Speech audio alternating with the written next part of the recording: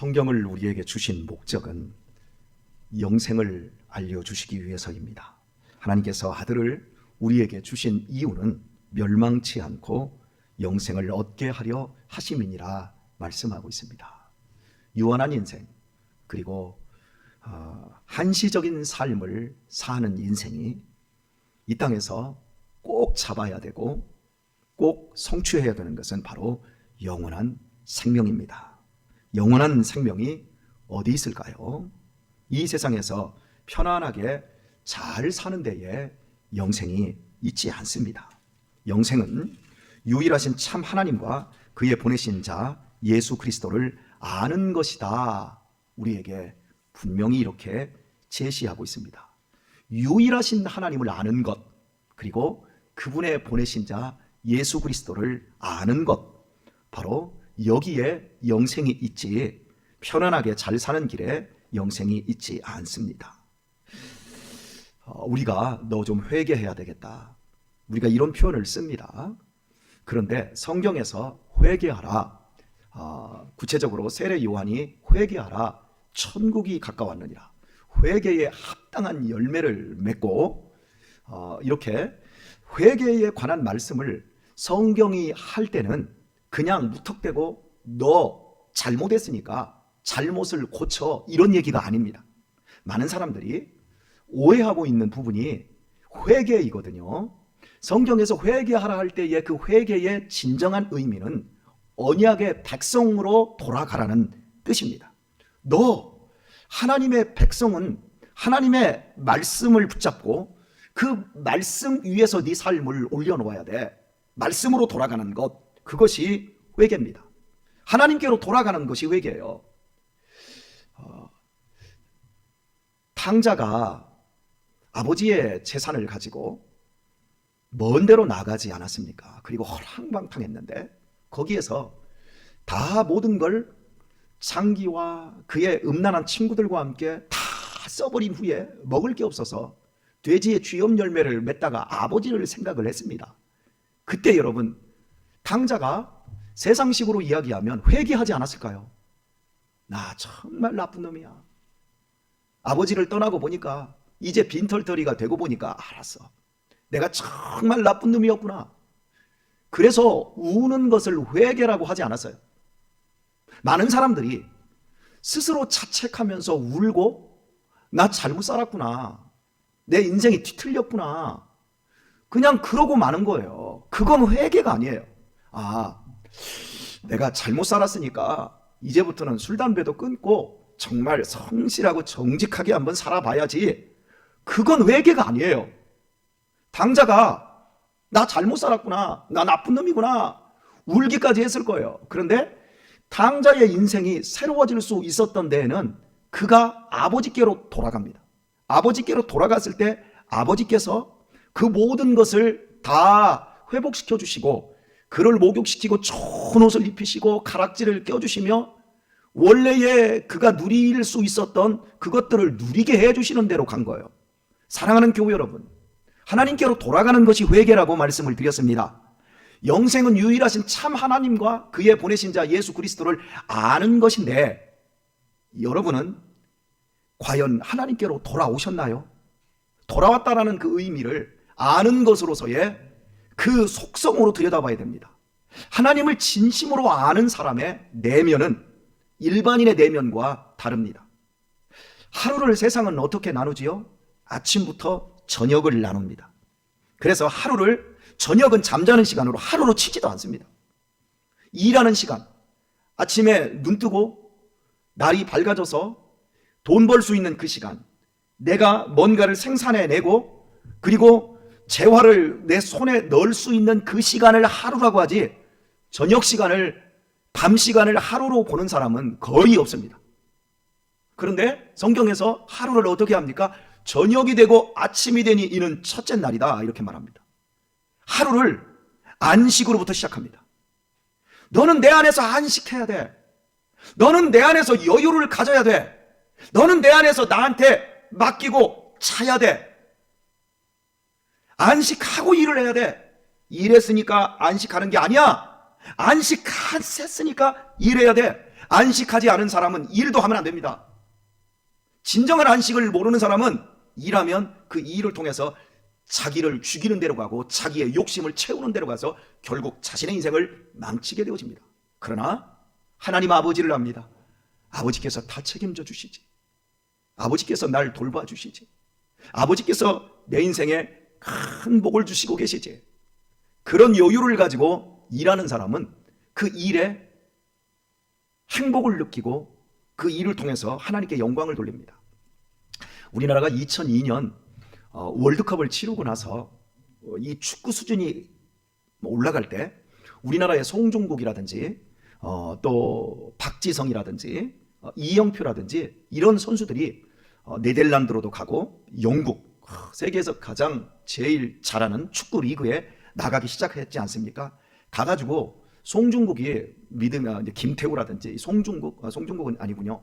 김태우라든지 김태욱 또 이영표, 이 친구들이 믿음이 좋은 친구들이거든요. 이 친구들이 그 나라에 가서 축구를 하면서 느낀 게 뭐냐면, 우리는 축구를 죽기 살기로 하는데 그 나라에 갔더니 그 친구들은 축구를 즐기더라. 죽기 살기로 하는 사람들과 즐기면서 하는 사람들과 과연 누가 이기겠느냐? 여러분, 죽기 살기로는 조금 일시적인 어떠한 그 효과는 거둘 수 있습니다. 그러나 즐기는 사람과는 완전히 차이가 납니다. 여러분, 진짜 운동을 잘하는 사람들은요, 몸에 힘을 다 빼요. 운동은요, 힘 빼는 데 있어요. 탁구 치는데 어깨에다 힘 바짝 줍니다. 그 탁구를 못 칠수록 어깨에 힘 빡 주고, 탁구공을 세게 치겠다고 어깨에 힘 주잖아요. 그러면 탁구가 아무리 스매싱을 해도 이게 빨리 가지를 않습니다. 어깨에 힘을 쫙 빼야 됩니다. 그리고 짧은 순간 스트로크를 가볍게 쫙 올려야 됩니다. 근데 그게 안 돼요. 힘을 잔뜩 줘요. 배구도 스파이크 할 때 공중에 떠서 어깨에 힘을 쫙 빼야 됩니다. 그리고 나서 그냥 가볍게 허리 힘을 이용해서 스냅을 탁 넣어야 이게 배구가 되는 건데, 초보자들일수록 어깨에 힘이 바짝 들어갑니다. 예수님을 잘 믿는다라고 하는 것은 힘을 빼는 거예요. 하나님을 아는 사람은 자신의 힘을 뺍니다. 왜? 내 힘 가지고는 아무것도 안 되니까요. 그걸 깨닫습니다. 내가 아침에 일찍 일어나서 저녁에 눕고 그래서 해 아래서 그렇게 수고를 해도 그것이 생명, 영원한 생명과 연결이 안 되는 걸 압니다. 영원한 생명은 하나님이 우리를 사랑하셔서 우리에게 선물로 주시고 누리게 해주시는 겁니다. 세상 최고의 두려움은 죽음입니다. 죽음만큼 무서운 게 없어요. 요한복음 지금 이제 4장을 이번 주부터 들어갔는데요. 요한복음 4장에 사마리아 여인과 예수님이 수가성에서 만나는 그 장면이 나옵니다. 제가 그 설교를 아마 10번 이상을 설교를 해야 될 것 같아요. 스펄전 목사님도 그 본문 가지고 한 10번 정도 설교를 한 것 같고요. 참 다양한 주제에서 설교를 하게 되어지는데, 제가 설교를 이제 한 4주 후에 해야 될 그 설교에는 영상을 제가 좀 첨부를 하려고 해요. 인간의 목마름, 인간의 진정한 고통이 무엇인가, 호스피스 병동에서 사람들 죽어가는 그 영상을 제가 다 캡처를 해버렸어요. 그래서 좀 봐야 돼요. 그래서 우리의 인생의 근본이 무엇인가, 우리의 목마름이 과연 어디에 있는가, 죽음이 얼마나 무시무시한 것이고 두려운 것이고, 신앙이 예수 그리스도의 부활이 이 죽음과 포개질 때 이것이 무엇을 가져다 주는지를 우리가 실제적으로 보고 누릴 수 있어야 되거든요.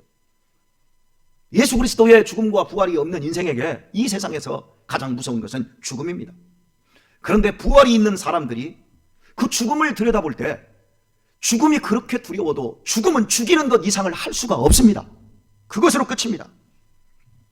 우리가 죽음을 두려워하지 않을 정도로 우리가 알아야 될 것이 하나님입니다. 하나님의 구원 계획입니다. 우리가 죽음을 두려워하는 만큼 하나님을 그것 이상으로 두려워하며 하나님만을 붙잡는다고 한다면 이 세상 어떤 고통과 환난 앞에서도 믿음의 사람들은 다 당당할 수 있을 것입니다.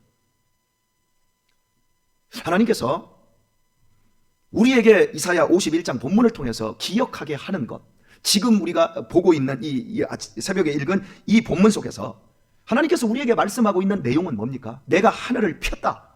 내가 땅의 기초를 정하였다. 14절을 보면요, 결박된 포로가 속히 놓일 것이니 죽지도 아니할 것이요 구덩이로 내려가지도 아니할 것이며 그 양식이 핍절하지도 아니하리라. 내가 다 주관하신다는 말씀을 지금 하고 있는 겁니다. 누구에게? 내 백성에게. 16절을 보면 너는 내 백성이라. 15절도 보시면 나는 네 하나님 여호와라. 바다를 저어서 그 물결로 흉흉케 하는 자니 내 이름은 만군의 여호와니라. 제가 요즘 속이 조금 안 좋습니다. 그래서 제가 요즘 죽을 한 일주일째 죽만 먹고 있는데요. 이 죽을 이제 하도 이렇게 쓰다 보니까 아내한테 이렇게 죽 써달라고 하니까 미안해가지고 제가 이제 죽을 써요. 근데 어제 저녁에는 시금치 넣고 콩나물을 넣고 된장을 살짝 풀어서 다 끓여서 먹는데 얼마나 맛있는지. 식구들이 아주 포식을 했어요. 그런데 이 죽을 쓰려면 어떻게 해야죠? 참 우리 하나님 기가 막힌 하나님이세요. 제가 속이 딱 배려서 죽을 먹을 때가 딱 되니까 시골에서 죽 20, 찹쌀 있잖아요. 찹쌀 20kg가 딱 왔어요. 그래서 참 우리 하나님은 정확하게 하시지. 그리고 이제 찹쌀을 쓰는데 어떻게 써야죠? 그냥 전기밥솥에다 압력밥솥에다 올려놓고 딱 눌러내면 죽이 되죠. 되나요? 안 되죠. 죽은요 냄비에다 놓고 저어야 돼요. 그 밑에 눌어붙지 않도록 탁 저으면서 이렇게 하면 잘 써지거든요.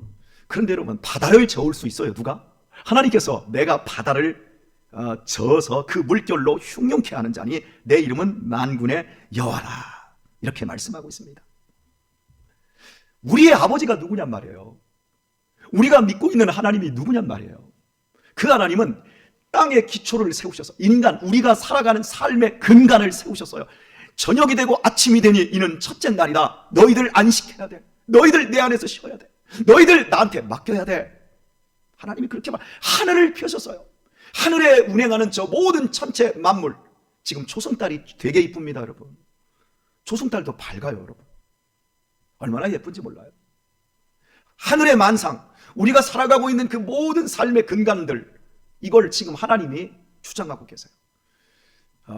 제가 여러분들에게 요즘 빚어지고 있는 많은 문제들에 대해서 이야기를 하고 있는 것 중에 하나가, 이제 이 코비드는 재난의 끝이 아니라 재난의 시작이다. 마태복음 24장에서 재난의 시작이다 라고 한 것처럼 우리는 시작점에서 단추 하나를 꼈을 뿐입니다.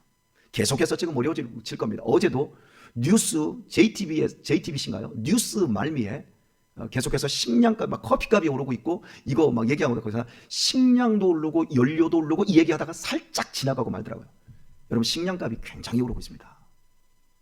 가뭄과 그리고 기근과 땅들의 염분, 그리고 우리나라는 지금 소금값이 작년 대비 9,500원 한 가마가 올해 2만 원이 넘어버렸습니다. 그런데 지금 태양광 발전소로 세계에서 가장 좋은 소금이 신한염입니다. 신한 천일염입니다.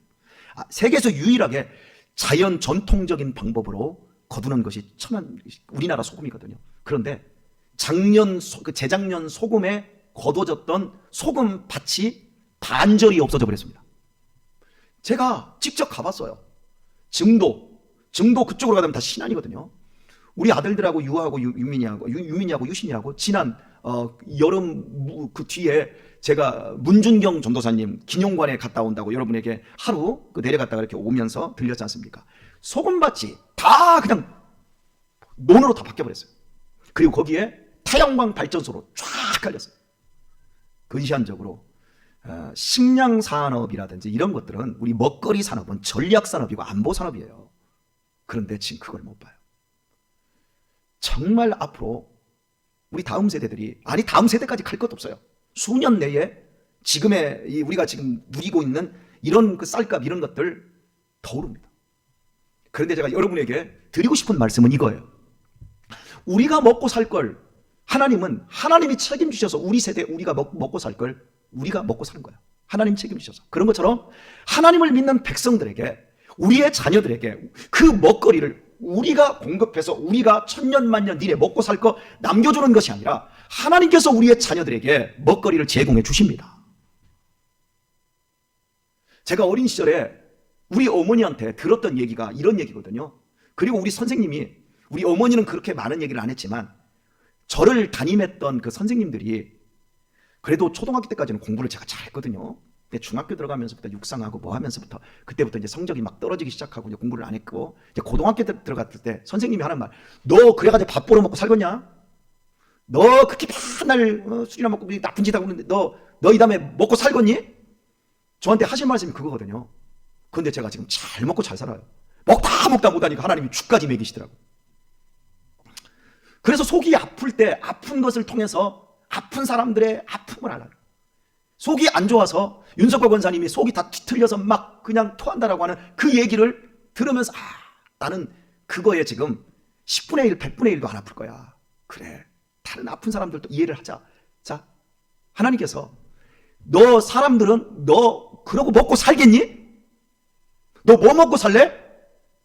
저도 지금 우리 아들들한테 가끔씩 그런 얘기를 해요. 속상한데 너 뭐 먹고 살려고 그러니? 그렇게 살아서.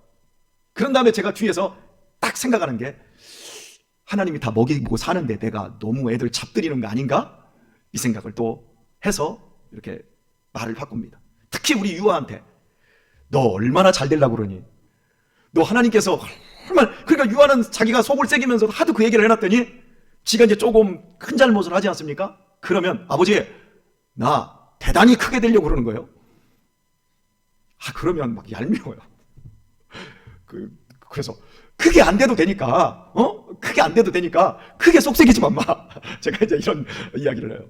사랑하는 교회 여러분, 영생은 이 세상에서 우리가 잘 먹고 편안하게 사는 길에서 찾는 것이 아니고 하나님의 말씀 안에서, 그리고 삶에 허덕이고 막 고통 가운데 직면했을 때 이 탕자가 아버지께로 돌아가는 언약의 그 자리로 돌아갈 때, 하나님의 말씀의 그 자리로 돌아갈 때, 유일하신 하나님, 땅의 기초를 정하시고 하늘을 펴셔서 만상을 다스리고 계시는 그 하나님이 너 내 백성이야.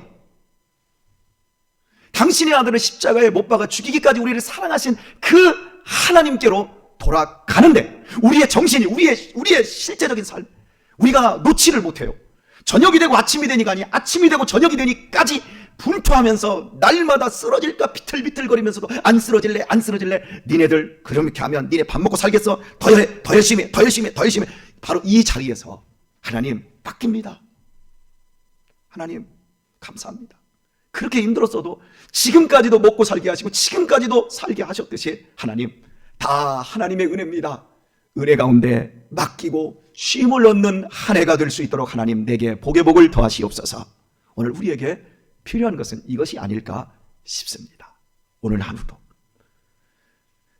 믿음 안에서 하나님을 더 가까이 하시고 하나님과 아름답게 동행해서 오늘도 승리하고 하나님을 기쁘시게 하며 여러분의 심령도 평안과 자유 속에서 행복한 하루가 되시기를 우리 주 예수님의 이름으로 축원합니다.